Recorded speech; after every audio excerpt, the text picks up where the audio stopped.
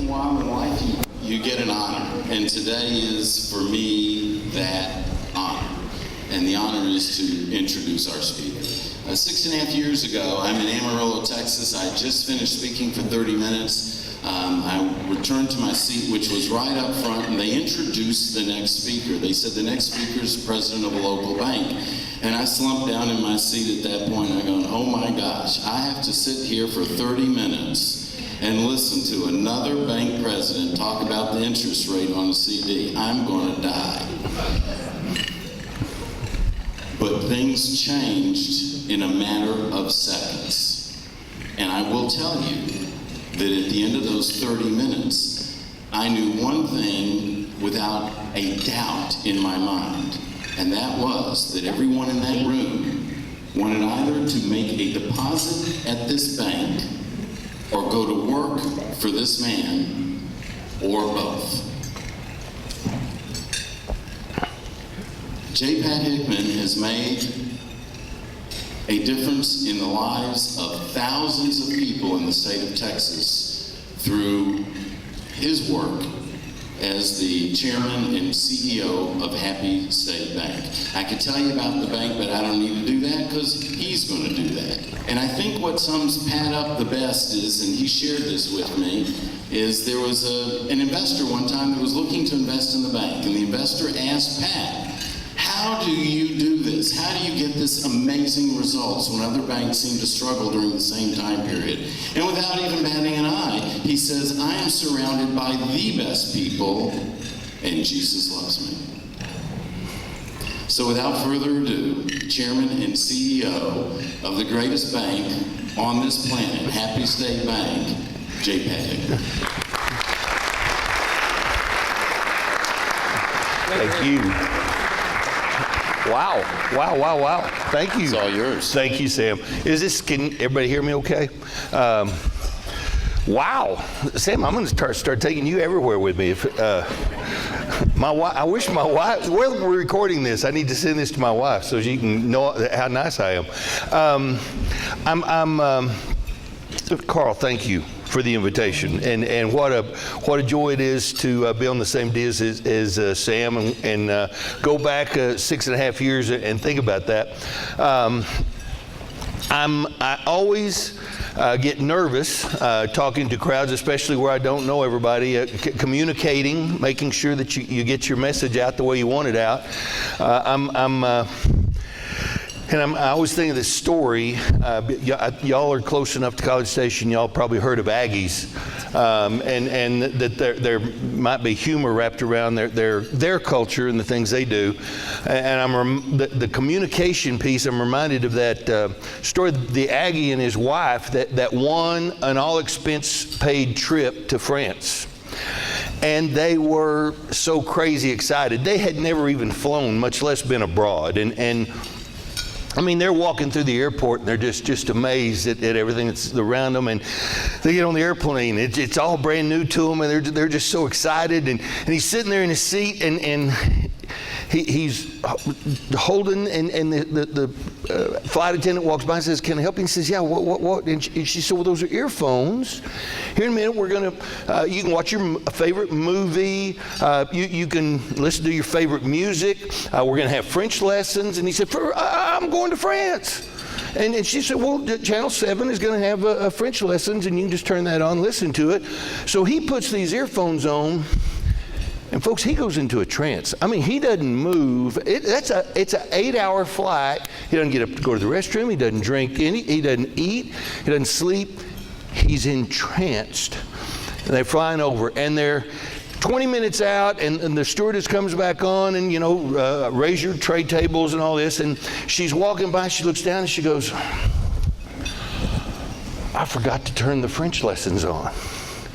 That guy's going to be so mad at me because I didn't turn the French lessons on." Well, he sets the earplugs down, gets walking off plane, walks down the gangplank. There's the customs agent standing there and looks at him and says, "Bonjour." And the Aggie looks at him and says,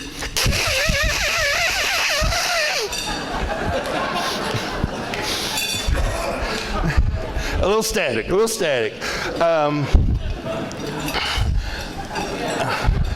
I'm hoping that what I say to you today comes off a little better than just static, just noise, random noise.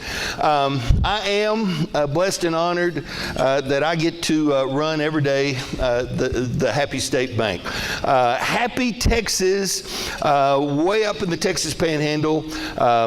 Amarillo is the best known city up in the Panhandle. Top of Texas, dead center of the Panhandle. 15 miles south of Amarillo is a little town called Canyon, home of West Texas A&M University. That's where I was born and reared. And 15 miles south of there is Happy, Texas. I fell into the banking business, folks. I never took a finance course in my life. I didn't graduate from college. I had a very good time at Texas Tech, but I did not apply myself as I should have. I think one of my old fraternity brothers was going to be here today, and I'm so glad he didn't make it because we don't have time for those stories.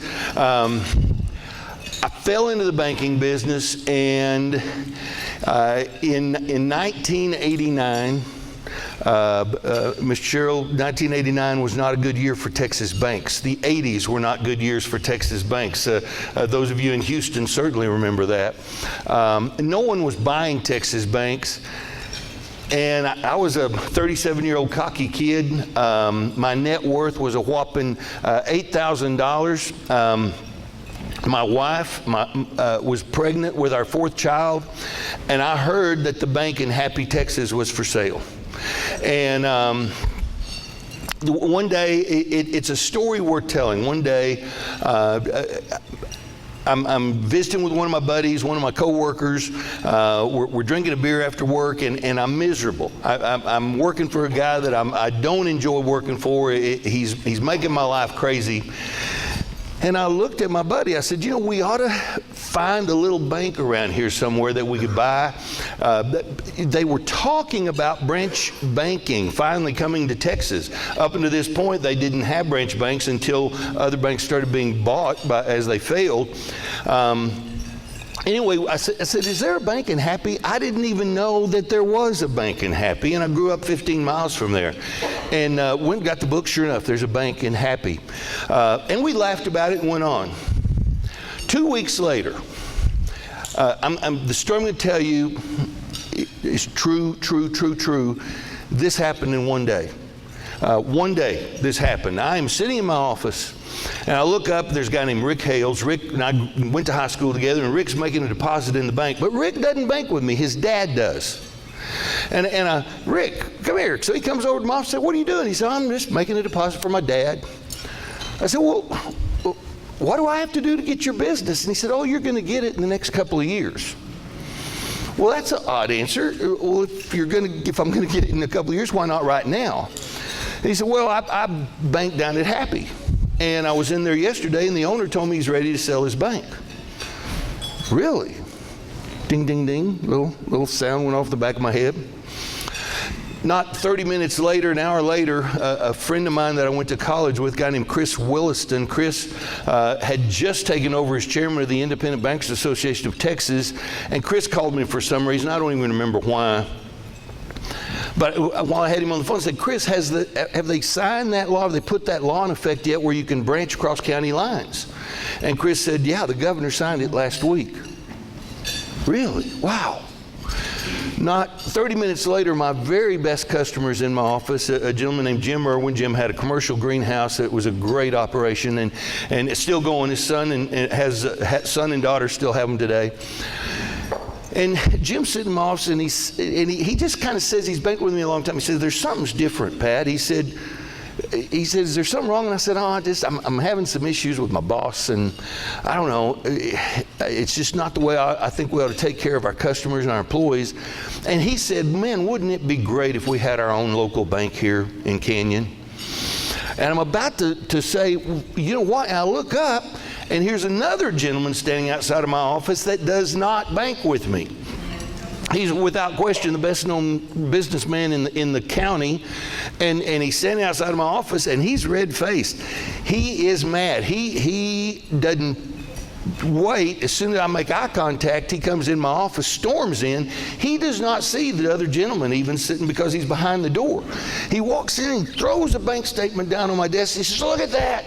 Would you do that to me? Look at that. And I said, well, what would I do? What? He said, that dang bank down the street charged me $120, $12 each for 10 hot checks.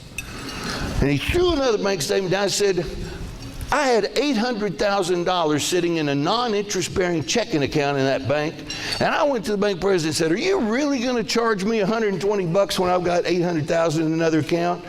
And the president said, that's the cost of doing business. What do we have to do to get a locally owned bank in this town? I said, Harold, do you know Jim? Jim, do you know Harold? They'd never met. Two icons, and I said, guys, I just heard today that the bank in Happy is for sale, and you can branch across county lines. We could actually buy that little bank and put a branch here in Canyon. And both of them said, Pat, we're in. If you're going to do it, we're going to run it.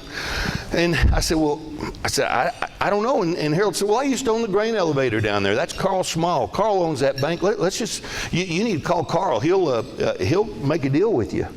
He said, well, call Vernon Harmon. Vernon is on the bank board there. Richard, you probably recognize all these names. And I got on the phone and I called Mr. Harmon. This happened in one day. I get on the phone, I call Mr. Harmon, I said, Vernon, you're on the bank board at Happy? Yes, sir. I heard the bank is for sale? Yes, sir. I said, well, would you introduce us? Would you like to get us both to lunch? And he said, oh, Pat, I know you, I know Carl, you can both talk to anybody. Just call him and tell him I told you to call. So I picked up the phone, called him. Mr. Small, you don't know me. I'm running a bank here in Canyon. And I said, I don't have any money, but I think I can raise it.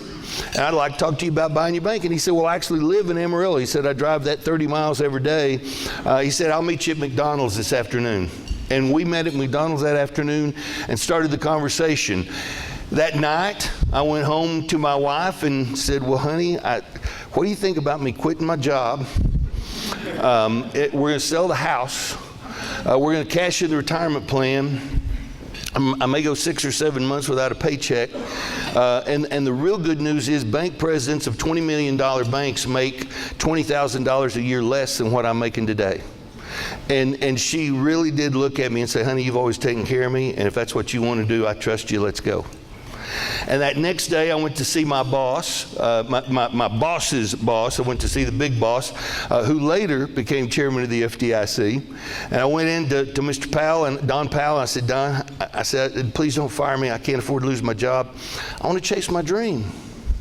I want to chase my dream. I want to buy this little bank and Happy. And he said, Hickman, you're crazy. Why would you do that? I said, I want a lifestyle. I've got this idea of how a company could be run, and I want to try it. And he said, okay, you got 6 weeks. I'll give you 6 weeks. I said, Don, I can't do that in 6 weeks. He said, that's what you got. In 6 weeks, I either want your resignation or I'm going to fire you, one of the two. Or you're going to give up on this thing and go back to work for me. I said, okay, I did it. That happened over a day and a half period of time. So the first thing that I'll tell you is, in my Christian walk, I've learned there's no such thing as accidents. And we talk about the providential hand of God all the time and how He moves things and makes things happen. In 6 weeks' time, I had raised enough money to buy out Mr. Small, the primary owner. He and I, over this 6-week period of time, had never discussed price. Never discussed price. And my investors that I had at the time said, but Pat, because I was meeting with him this Thursday night, my deadline was the next morning, and they said, Pat, offer him $750,000 for his 60% of the bank, a little $10 million bank. For his piece of the equity, $750,000. So we met at McDonald's once again. That's where we always met. And my first words were, well, Carl, I've never not bought a bank before. He said, well, I've never sold one, but my wife and I talked, and we want $1 million. I told this story yesterday. I still can't tell this story without getting a little bit emotional right there, because it was the one of the biggest heartbreaks. I just knew that the Lord wanted me to be in this bank. I knew it. And we're so far apart. And I looked down and said, Carl, we're so far apart, I'm not even going to insult you. I'm not going to insult you and tell you what our offer was. And he and I sat there for another 2 hours talking about how good it might have been. And I went home and I cried like a baby. The only time I cried more was when my daddy died. Oh, the next morning I called all my investors and I said, sorry, the deal's off. I called my boss. I said, well, didn't work. You got me. One of my investors said, well, it may be 3 hours, maybe 3 days, maybe 3 years, but he's going to call you back. You're going to buy that bank. I said, man, I hope you're right, but I don't think so. The longest weekend of my life. Monday morning, I go in the office, and my phone rings, and I'm going to quote it because it just rings in the ear, and it's not appropriate language. And ladies, I'm going to apologize just up front, but the answer to the phone, and Carl's first words were to me, "You little shit. I hope you didn't sleep this weekend." I said, "No, sir, I didn't." And he said, "My last offer, $650,000, take it or leave it." I said, "Carl, I've already called my investors and told them the deal is off, but give me 10 minutes and I'll call you back." And I hung up the phone and I literally danced around my office. Got on the phone, called all my investors. They said, yes, sir, yes, sir, yes, sir, yes, sir, we're in. I called Carl back. Yes, sir, we'll buy your bank. I sat down on my typewriter, wrote out my resignation letter, drove to Amarillo, Texas, gave it to my boss. I wasn't lying when I called you Friday, but we're going to make this thing happen. That was 3 days after Christmas in 1989. And it was started that ball rolling. One other caveat, Sam talks about this in his book because it was a major turning point. 10 days later, I was having a meeting with my investors, and one of my investors said, Hickman, if he went down that far, he would have gone another 100,000. I think you need to offer him 550. I said, I can't do that. I've already shook his hand. We made a deal. We said deal done. And he said, no, he'll come down. He'll come down. And I said, guys, I'm not comfortable doing this. But, I learned a long time ago that the golden rule is he who has the money has that rule. My investors putting the money up. They had the rights. I had the responsibility. They drive that bus. And they're saying, and I looked at the rest of the board. This one guy was real dominant, and I looked at the rest of the board. I said, y'all really want me to go back and offer him 550? And 2 or 3 of them most of them just sit there and and I said, really? And this one gentleman said, I think you got your marching orders. Go offer him 550. So I called Carl, went down to see him, and I said, Carl, I want to just revisit. Would you consider 550? And he looked at me and he said, the price just went to 750. Take it or leave it right this minute. And I said, thank you, sir. You've got a deal at 750, and thank you very much. And I went back to my investor group and I said, we're paying 750, and if you don't like it, fire me. Right now, let's go home, let's quit it. But I learned a lesson there. A lesson that has gone with me. Your word is your word is your word. And the way the Lord was blessing us through the whole deal, what a great time to learn that lesson at the start of the journey. That this is how we do business, and it's going to be the way we do business from here on. Now, I want to show you some slides. I need some credibility, I guess, so y'all can see who we are. There's where we are. You can, I'm sure there's a light on here. There is a light. Right here is Happy in the middle. There's my hometown of Canyon. Amarillo is up here. We ventured down into Abilene and Fort Worth and Dallas area, Lubbock about 7 years ago. We're the 3rd largest ag lender in the state of Texas, so we moved around a little south to get rid of some of our diversification. And yes, several of y'all have asked, yes, we want to be in Houston. Yes, we're trying to get to Houston.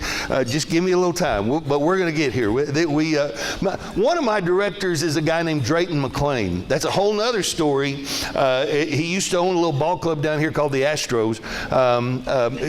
Okay, I got to tell this. I don't use notes. I'll tell the story because it's just too good. When Drayton sold the Astros, about just a couple of months before that happened, we bought this bank in Dallas. A Signature Bank is a little bank, and Drayton owned a little stock in it. And my attorney one day said, well, you know, Drayton McLean is a stockholder. And I said, who's Drayton McLean? I had no idea. And he told me, he said, just sold the Astros, this McLean Trucking and all this. Okay, that's fun. Well, one of my directors, so when we bought the bank, we had dinner, it brought back all the shareholders. His CFO was there and we had dinner that night, and I told him the story of Happy. Coincidentally, at the same time, I know the story's going off in another direction, but I'll bring it back. One of my other director's wives had to have a kidney transplant. Her husband ended up being the donor. They had the work done at Scott and White Hospital. Everything went wonderfully. She's still doing wonderful. But Scott and White did the surgery. He was so impressed, the director was so impressed with how they took care of his wife. He made a large contribution to Scott and White. They put him on the foundation board.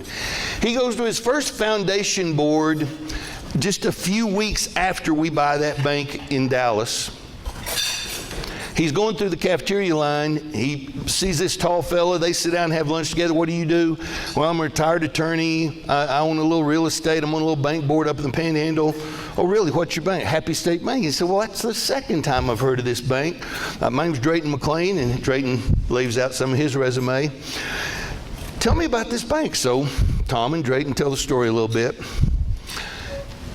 2-3 weeks later, Mr. McLean and his wife changed churches for the first time in 44 years.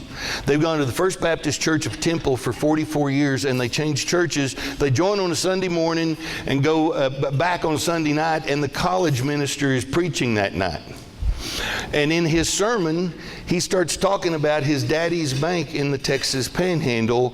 My son is the college minister at that bank, at that church. And my son calls me that night and goes, Dad, how do you know Drayton McLean? I said, I don't know Drayton McLean. I said, I don't know him at all.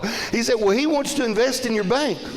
And the next day I get a phone call from his CFO, and Drayton wrote us a check, and both he and his son are now serving on our board. Anyway, don't tell me that providence doesn't work. Don't tell me that God doesn't have a plan. Don't tell me that things are not being orchestrated. I believe in my heart of hearts that every leaf that falls off a tree, God plucks it. That every hair that falls out of our head, God plucks it. Some of y'all have had more plucking than I have, and I'm glad for that. But I don't believe in accidents. That's our size. Moving on, we've got 41 locations today. 900 shareholders, 700 employees. We serve about 100,000 people. That's where we are. Here's our growth. The Independent Bankers magazine came out with an article a couple of years ago. Happy State Bank for the last 20 years has been in the top 15, top 20 fastest growing community banks in the country. Started at 10 million, today we're 3.5. When we bought, my favorite stat, when we bought the bank in 1980, 880 banks in the state. We were number 812. Today, there's 452 banks in the state, and we're number 19. And as I love to tell my buddies here in Houston and Dallas, we did that up in the part of the world where cows outnumber people about 300 to 1. So we're proud of that. A lot of people say, well, you've bought all your growth. Haven't you acquired a whole lot of banks? In 2000, we bought the bank in Happy in 1990. Our next acquisition was in 2003. All of our growth up into that time, we got up to $125 million in 2004. There is what we've acquired through 2 weeks ago when we just bought another little bank. There is our organic growth. 70% of our business is not purchase business. It's folks that have come in and chosen to do business with us. Our reputation and they want to do business with. Who doesn't want to bank with a happy bank? I mean, I love it when people, especially when they move to town, they don't know there's a Happy Texas 30 miles away, and they really, I want to bank at Happy. I like Happy anyway. It works for us. Here's just real quick our earnings, including our projected earnings for this year. In 2017, we spent $3 million doing a core conversion of our computer system, and the Trump tax cuts, because of our municipal bonds and our portfolio, actually had this accountant's can explain it to you, but we actually had to take some losses right down that year, but we've made it all back up through the next. But my point is, it's quite profitable. This one is actually in Sam's book. It's just been updated 6 years. Again, one of my favorites. If you bought stock in 2007, let's go to a baseline of 0. The blue line is all U.S. banks. You can see that all U.S. banks have really had a rough go, and even right now, you're not making any money over this long period of time, since the financial meltdown. You can see the purple line is all banks, $1 billion to $5 billion, our peer group, our size. The blue line is all Texas publicly traded banks. The green line is the high performers, Cullen/Frost, Prosperity, Texas Capital, First Financial, Legacy Texas that just sold, or announced they were selling yesterday, Southwest Bank, Shares Independent Bank. There's us. We're not publicly traded. We don't have that volatility, but our largest shareholder is our employee retirement plan. We revalue the stock twice a year.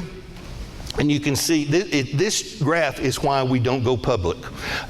We like that straight line. Those original investors, there were 10 original investors that invested $100,000 each, and today their stock is worth $4.325 million. So they think I'm a genius, and I let them. Love these two. There's 4,850 banks in the country, and for the last 5 years, the American Banker magazine has said that we are one of the top 75 banks in the country to work for. We're proud of that. But boy, this next one, this is crazy. Y'all heard of Forbes? Forbes magazine?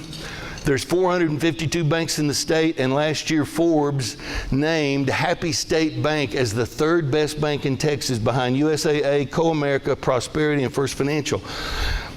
Those are all publicly traded banks. Those are all banks that are all over the state. And they got that, and when we went in, they did it for every state, the best banks by state, and when we went in and looked at our score, it named us the 26th bank best in the country. Wow. It's those kind of stats that when it's factual, it's not bragging, so I'm just making sure you understand that. Thank you.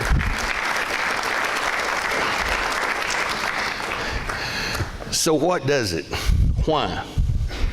What makes a little bank out in the middle of nowhere grow like that, have those kind of results, and have those things? And I'm going to tell you, in our opinion, it comes down to one word: culture. Our culture, we fight for it with all we've got. Culture and institutional values are to an organization what character and personality are to the individual. You know this guy named Sam Silverstein? He said in this little book, proper company values, call them non-negotiables, transform everything and everyone they touch for the better. And then Peter Drucker, a business advisor, well known, I love this quote: culture eats strategy for breakfast. What is it about a culture, that personality? Well, Sam's book talks about our 20 values. We have 20 different values that just happened. These weren't decreed. We didn't get them out of some textbook. They just happened over a period of time. And gosh, I think it was 10 or 12 years ago, my staff kept coming up to me going, "Pat, write them down, write them down, write them down." So one day I just sat down and I started writing out our values as we talked about it. When Sam and I met, we talked about a book being written, and I pulled out those values and said, here they are. Never did I think that they would take the life that they've taken on today. People that read them, when they read them, they say, Pat, I can hear your voice, because it was just me just sitting down and typing. They're the 12 things that we are non-negotiable about. We will not compromise those. I'm not here to go into those today. Read the book. Sam does a phenomenal job of talking about them. I'm going to talk about our mission statement.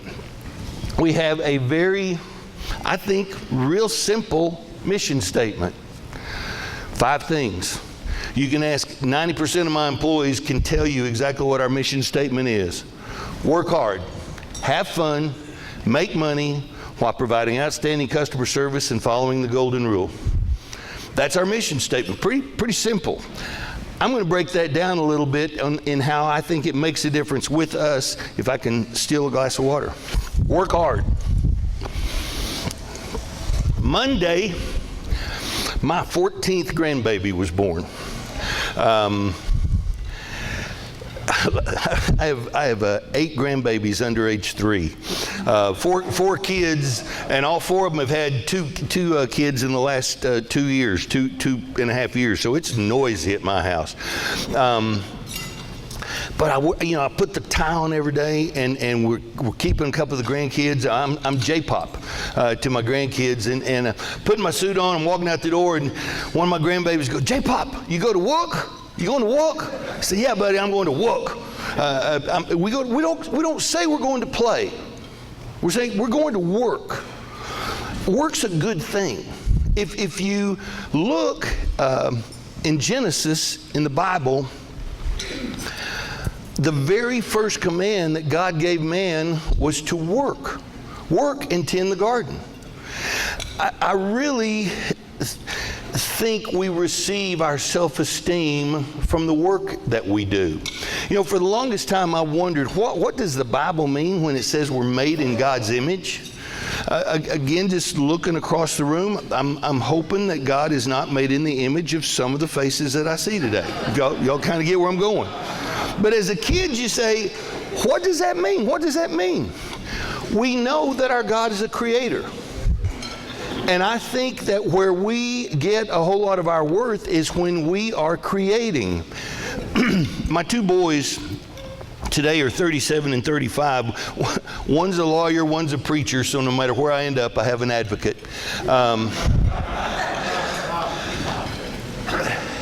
One day, this is a couple of 3-4 years ago, we were driving down the highway, just the 3 of us. And I said, guys, of all the stuff we did when you were growing up, of all the stuff we did, what's your best memory? When we went that hunting trip that time, when we went to the Cotton Bowl, when we went to D.C. together, I'm going through all this stuff. And my oldest son, I said, oh, Dad, we've talked about it.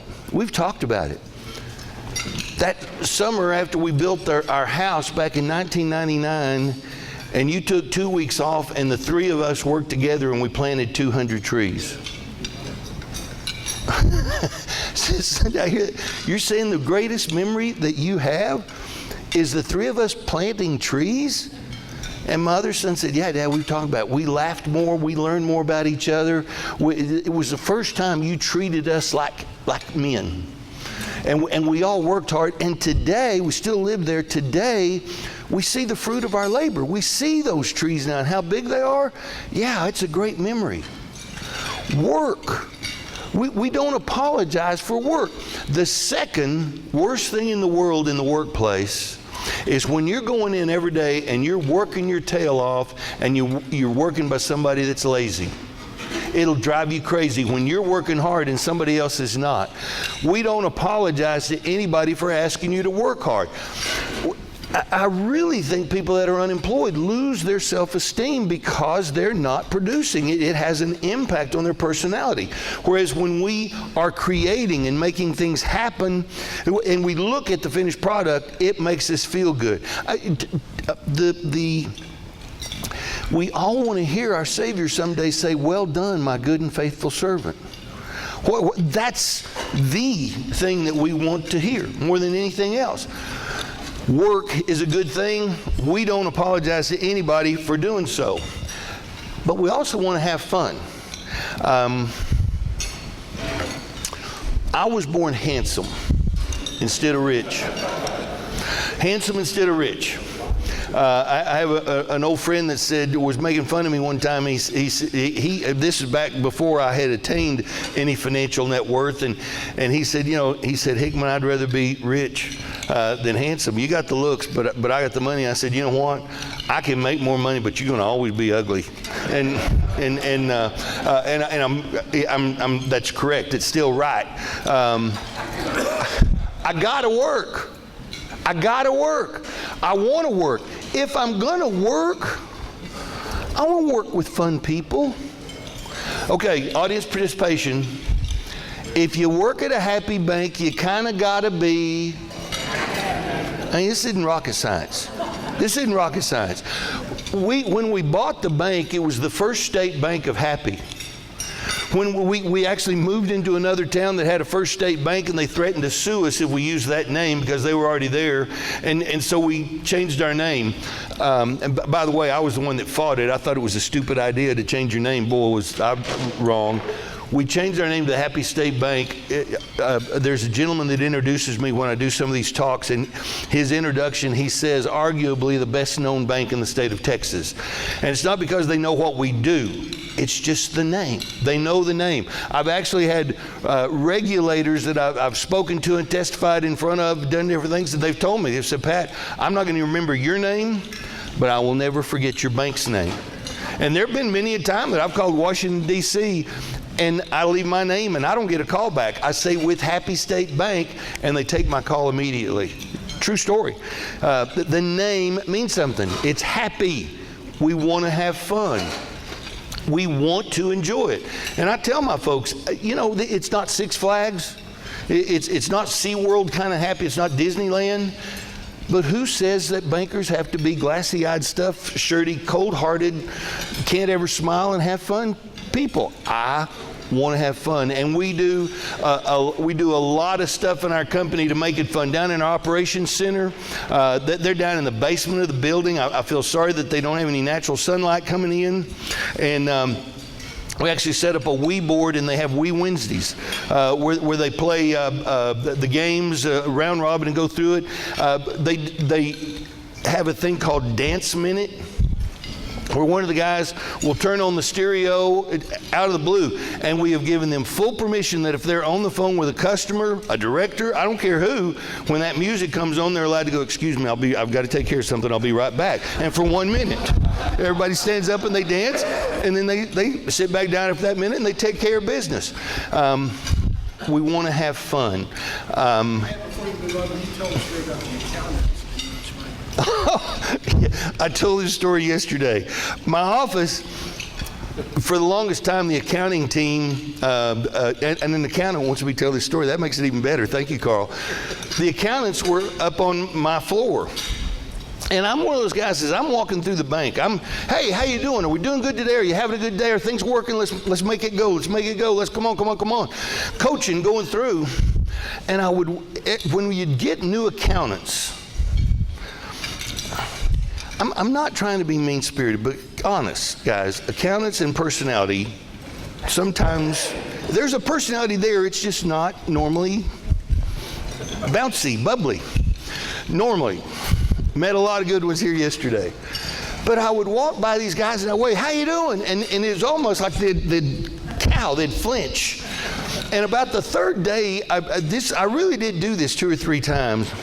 I went into the guy's office and I said, do you know who I am? Well, yes, sir, I know who you are. I said, I'm the CEO, right? Yes, sir.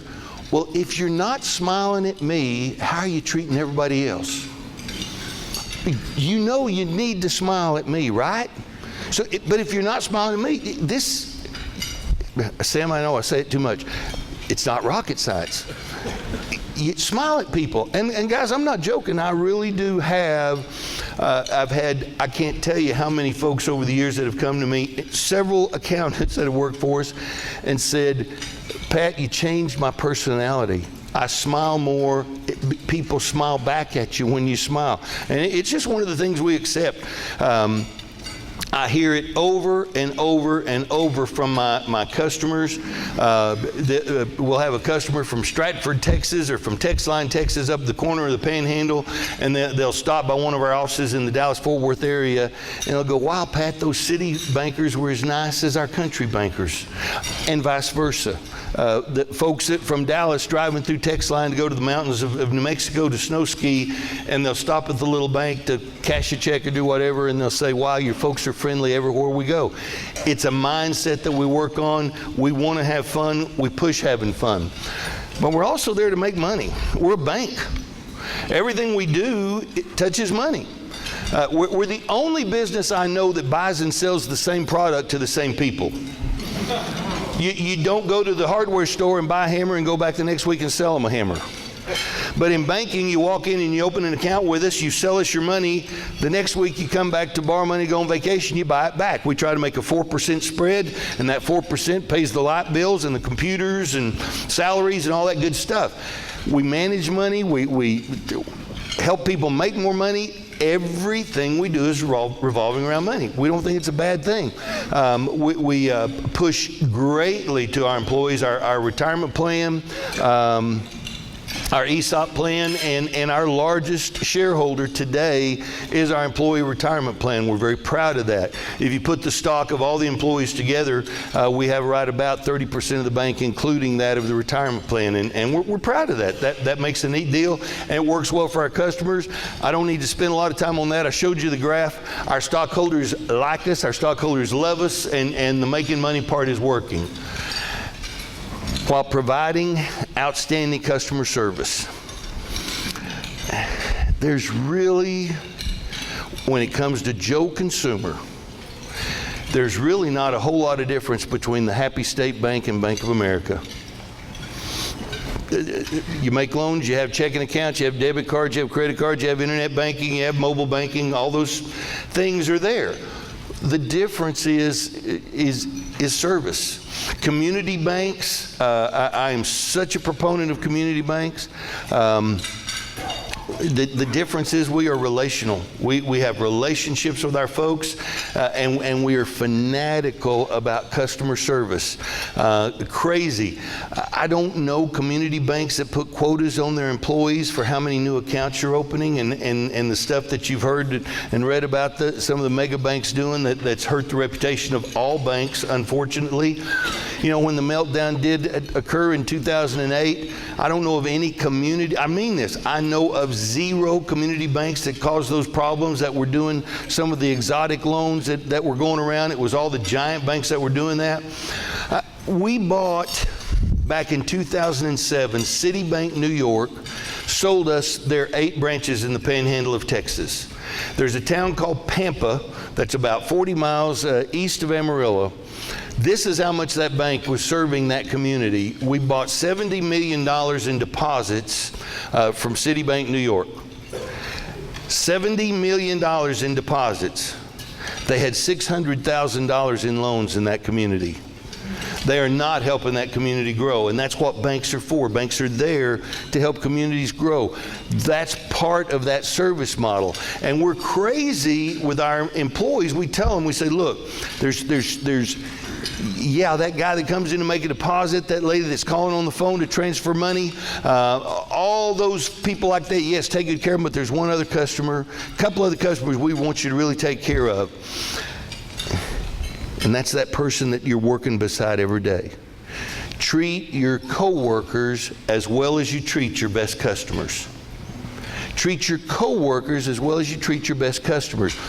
Remember a while ago I said the second worst thing in the world is when you go to work every day with you're working hard and the guy beside you is lazy. The worst thing is when you go to work every day with a phenomenal attitude. You're going in because attitude is everything, and you're working by an old grouch. We fire, listen to these words, we fire more people in our company because of attitude than we do competence. I don't care if you're the best teller in the world. I don't care if you're one of the best loan officers and you've got the biggest portfolio in the bank. If you can't be nice and if you're not fun to work with, you're fired. I want to have fun. That goes back to the fun part. I want to work with people I like. And there's lots of other places that you can be a jerk and work. They'll invite you. They like it. I don't know. There are places that you can work, and it's okay to be a jerk. Not happy. We fire more people than we have quit because that attitude of helping and having fun and doing those things matters. And I'm going to say it again, as y'all, we're trying to get here, but until then, as y'all pass by Happy Bank, go and talk to them. I guarantee you're going to be knocked out of your chair, and the kind of attitudes and the service model that we take. Attitude is everything. I don't know which public speaker really said it first when you Google it and talk about it. I know Chuck Swindoll says it a lot. John MacArthur says it a lot, but it's one of my favorite quotes in the world. Attitude is 10% what happens to you and 90% your attitude toward what happens to you. 10% what happens to you, 90% of your attitude is your attitude toward that. I'm an attitude fanatic. I preach it to my kids. I was not a rich kid. From my story I told you earlier, y'all figured that out. But I've raised 4 rich kids. I've got 4 rich kids. My kids did not have to mow the lawn. My kids got to mow the lawn. I get to go to work every day. I choose to go to work every day, and my kids got to mow the lawn. This is no joke. I would be working outside, and one of my daughters was out there pushing the lawnmower, and she'd go, Daddy, look, smiling. Yes, that's what I want. I want that. I want those kids to have that attitude. And their employers, folks they work with, have come to me and said, your kids' attitudes are phenomenal. They always come in with a smile on their face. It's a huge, huge piece of who we are, and it's that customer service angle. Good job, good catch. And he smiled when he did it. That's good, that's good.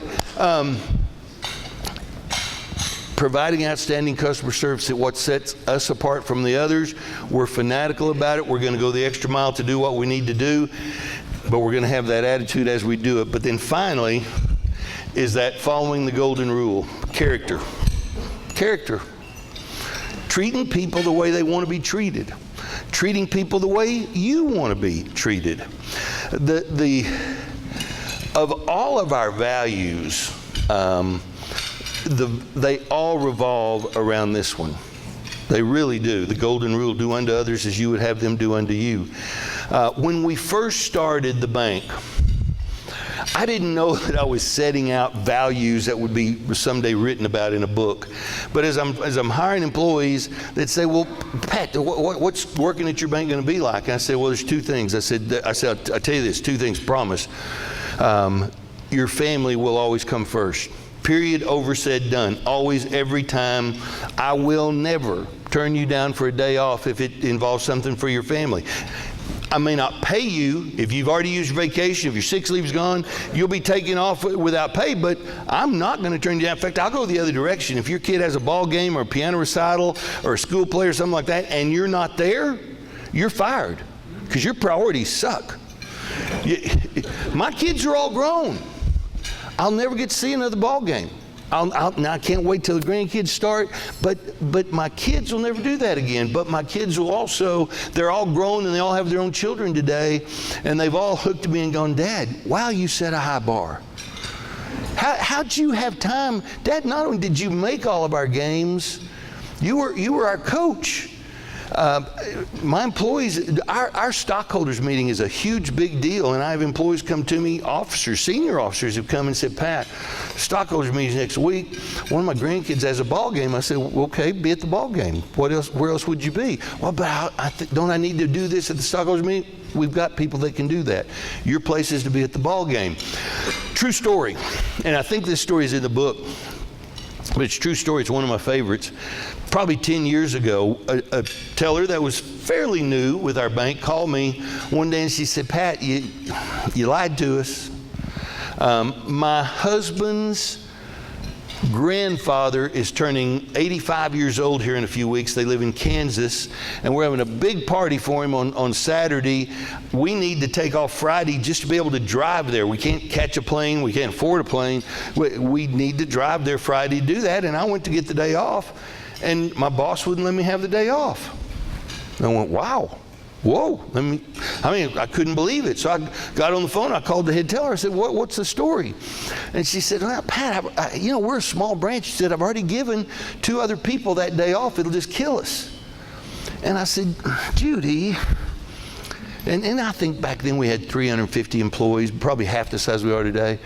I said, Judy, we've got 350 employees, and you're telling me you can't find one more teller? I'll come work the window. I'll come work the window. But don't make me a liar. If you don't honor that wish, you're making me a liar.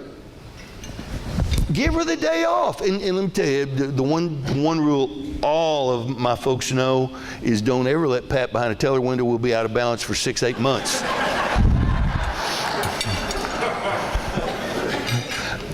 But I got my point across. We will not. And I'm going to tell you, I tell my folks, guys, don't take advantage of that. Don't take advantage of that situation and ruin it for another 700 people. In 29 years, 3 times,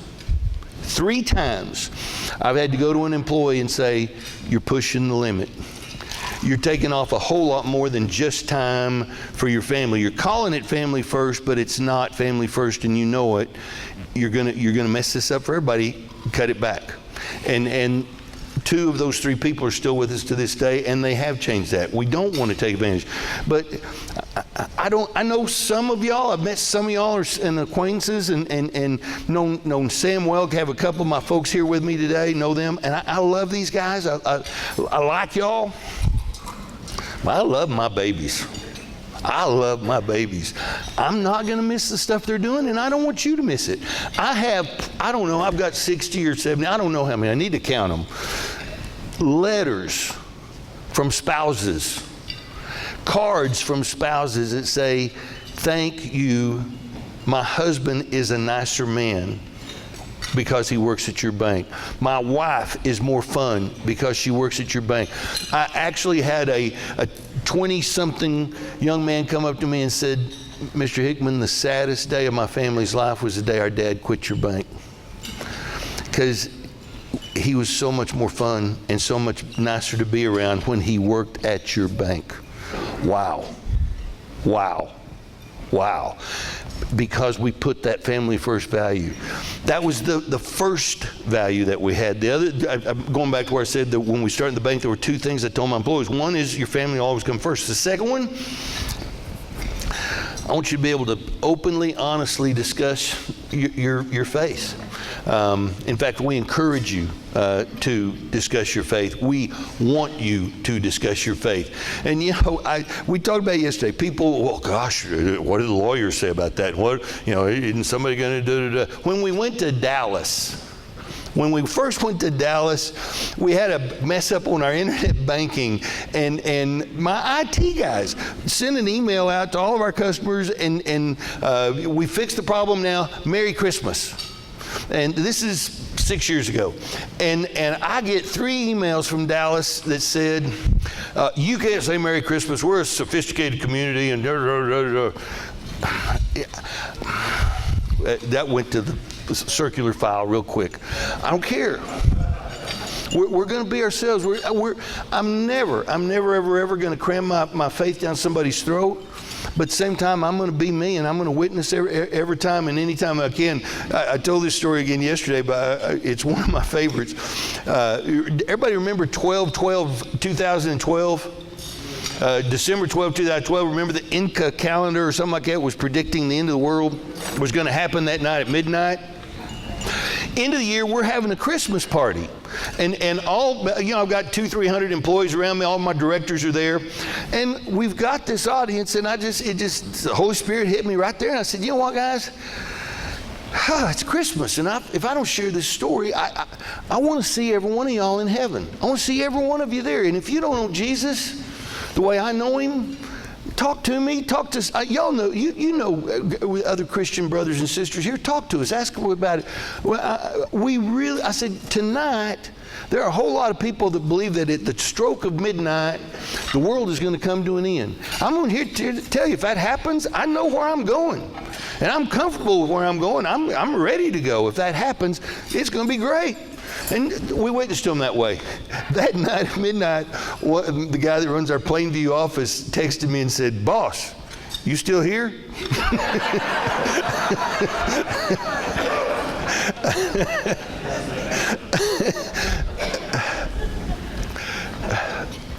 One of my favorite books is Jim Collins' Good to Great. Yes, most of the businesses that were good and went to great have now gone worse, if you read that. But the principles are still there, and I really do believe it. He came out with a supplement after he wrote the book where he talked about people want to know that they've made a difference when they're working. They want to know that they've made a difference when they're working.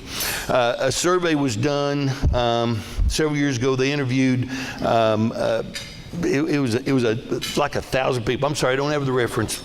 I should when I tell these stories to give you the reference and all that stuff. Trust me. They interviewed about 1,000 folks that were elderly, and not one of them said, I'd have spent, if you had to do it over again, what would you do, was the question. Not one of them said, I'll work more. I wish I'd have spent more time at the office or more time at the job. Not one of them said that. One of them said, I'd take more risk. Most of them said, the vast majority said, I wished I'd have taken more risk. The biggest thing that most of them said was, I wished I would have made a bigger difference. I wished I'd have made a bigger difference. I love my profession.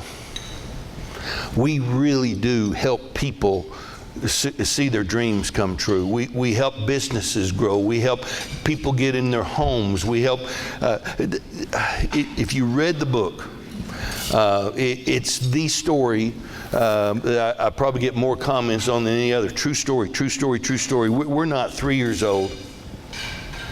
And a couple shows up at our bank door one morning at 9 o'clock in the morning.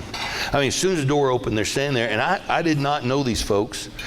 But they come in and they said, we need to talk to you about a loan. If I remember right, it was $2,500. It wasn't a lot. Maybe it's $3,500.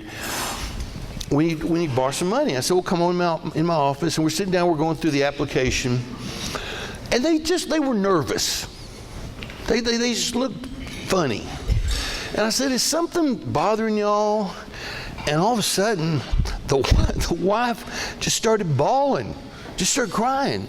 And went, oh my gosh, what's wrong? And he said, well, we've been trying to adopt a baby for 4 years. And the Edna Gladney home in Fort Worth called us yesterday. They've got a baby, but we've got to be there today by 3 o'clock this afternoon, or we're going to lose that baby. They're going to give it to somebody else. We've got to be there. And I'd already made arrangements with the bank down the street to borrow the money because this all happened really fast. And we went in to get the loan this morning, and they turned me down. And we've still got to drive to Fort Worth today to get that. And I went, oh my gosh. I said, come on. And we walked out, and we walked up to my teller, and I said, I need a cashier's check for $3,500 made payable to these folks. And they said, well, we haven't signed anything. I said, we don't have time for you to sign stuff. I said, we need to get you to Fort Worth. We need you to get that baby. And I gave him a check. I said, drive careful, dang it. If you don't make it back here, I'm going to be the one that ends up paying that back. I'm going to tell you today regulators would eat you alive if you did that kind of thing. But back then you could get away with it. And every now and then we still kind of get away with it. We just don't talk about it out loud a whole lot.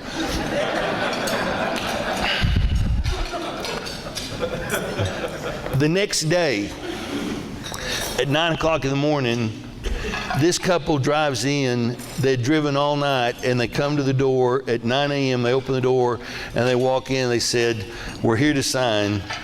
Our parents haven't even met our new baby yet. We wanted you to be the first one to meet her. Wow. She still banks with us. She's 24 years old today. That's changing lives. That's living the golden rule. That's taking it a whole nother notch. We're proud of that. That we believe that it's those kind of things that do make a difference. I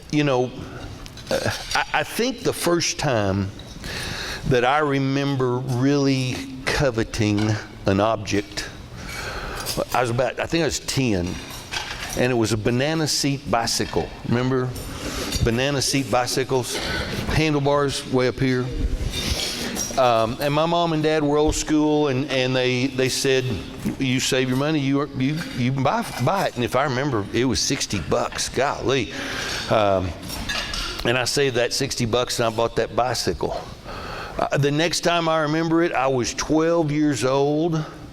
And I will never forget on a Sunday night when these guys with long hair named the Beatles came out, and they sang songs, and they had the coolest looking shoes you'd ever seen, Beatle boots.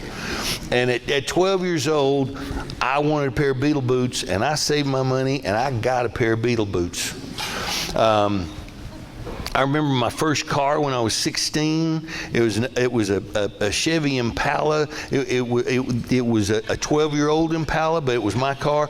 And my dad made me a great deal on that. He said, "You pay cash for half, and I'll put the other half up." And it took me a while, but I raised the $100, and he put in his 100, and we bought that car.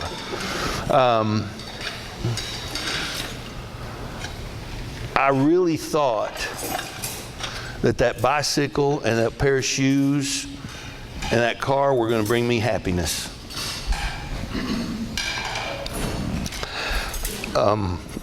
They're all sitting in a junkyard somewhere. They're rubble. They're whatever. I've chased popularity. I've chased power. I've chased money.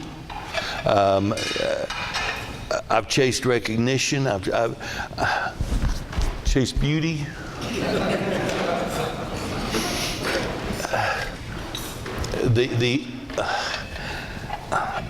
I do get to run one of the best known banks in the state of Texas. Golly, I love what I do. I love what I do. And none of it holds a candle to my relationship to Jesus Christ and the satisfaction that He gives me every day, the blessings that He continues to pour out on me in spite of myself, in spite of my imperfection. And gee whiz, I've got a lot. My ego is so stinking big. My pride is so stinking big. I've got all kinds of issues. But He still loves me every day and blesses me more and more and more every day, and allows me to work hard, to have fun, to make money, give great customer service, and follow the golden rule. When you work at Happy,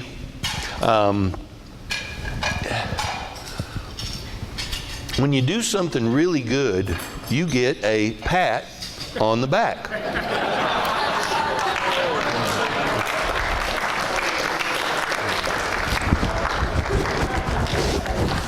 Darcy, where are you, Darcy? Where are you? You have worked really hard.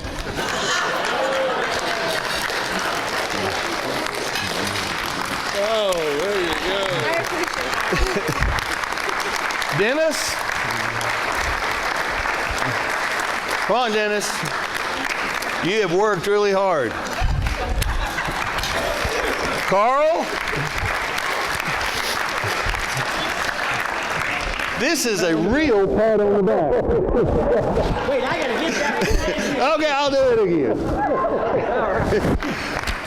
There you go, my friend. Thank you. What a Thank you. great presentation.